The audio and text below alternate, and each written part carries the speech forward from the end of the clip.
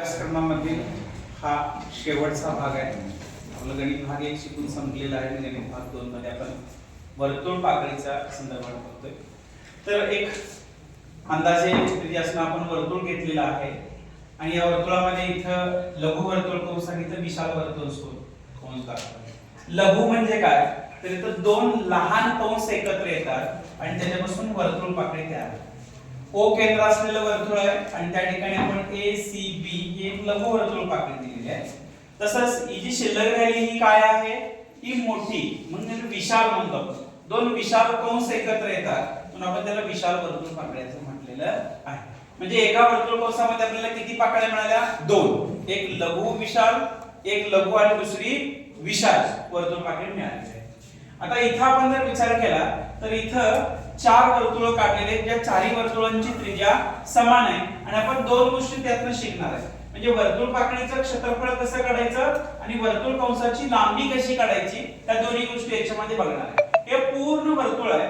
पूर्ण वर्तुळाचा हा जो छायांकित भाग आहे त्याच्यामध्ये मी एक टिंब दिली, म्हणजे तो केंद्रबिंदू आहे, थीटा म्हटलेला आहे. थीटा म्हणजे थीटाचं माप 360 अंश घेतलेला आहे, पण इकडे लिहिताना लिहिले हा केंद्रीय कोन आहे किंवा याला आपण पूर्ण कोन म्हणतो आणि या कोनाचं माप किती आहे? 360 अंश. हा पूर्ण छायांकित भाग आहे आणि छायांकित भागाचं क्षेत्रफळ म्हणजे वर्तुळाचं क्षेत्रफळ आहे पाय r वर्ग.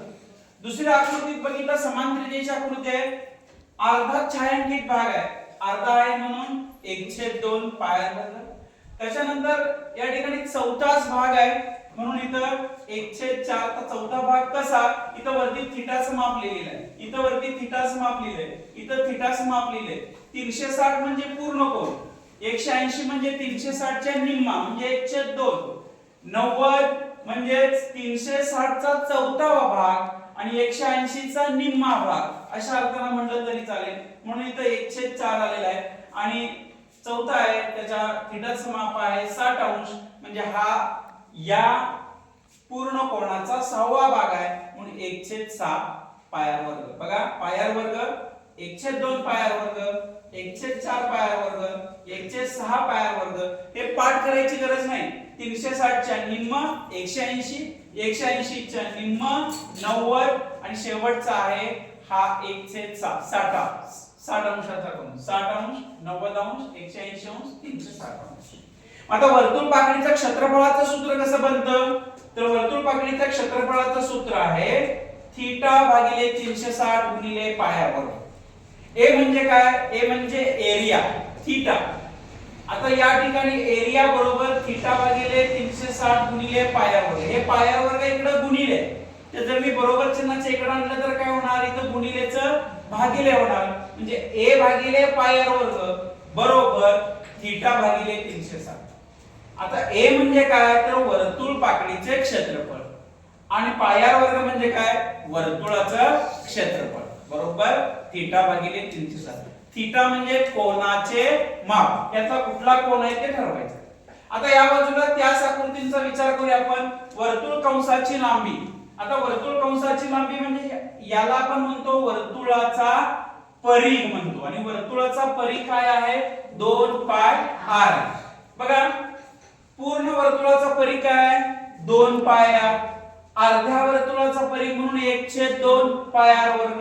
त्याच्यानंतर त्याच्यातलाही चौथा भाग म्हणून 1/4 2 पाय r. त्याच्यातला 60 अंशाच्या कोनाचा भाग म्हणजे 1/6 2 पाय r. या बाजूला आणि या बाजूला लक्षात ठेवायला सोपं होईल. सूत्र काय बघा तसेच आहे, वर्तुळ कंसाची लांबी म्हणजे थीटा भागिले 360 गुणिले 2 पाय r. 2 पाय r म्हणजे परिघ आहे. आता वर्तुळ कंसाच्या लांबीसाठी आपण अक्षर घेतले l. कुठलं अक्षर घेतलंय l. l बरोबर थीटा भागिले 360 गुणिले 2 पाय r. हे 2 पाय r म्हणजे वर्तुळाचा परिघ इकडे गुणिले आहे, इकडे घेतलं काय होणार, भागिले होणार. l भागिले 2 पाय r बरोबर थीटा भागिले 360. l म्हणजे वर्तुळ कंसाची लांबी भागिले 2 पाय r म्हणजे वर्तुळाचा परिघ बरोबर थीटा भागिले 360 अंश. याच्यावरून आपण वर्तुळ कंसाची लांबी काढतो. तर याच्यावरून आपण काय करतो वर्तुळ पाकळीचं क्षेत्रफळ काढतो याच्यावरून आपल्याला लघु वर्तुळ पाकळी आणि विशाल वर्तुळ पाकळी समजते हे लक्षात आलं का सूत्र सगळ्यांच्या कशी तयार झाली ती आलीत का लक्षात त्याच्यामध्ये फक्त r ची किंमत घातली पाई ची किंमत घातली की तुम्ही किंमत काढू शकता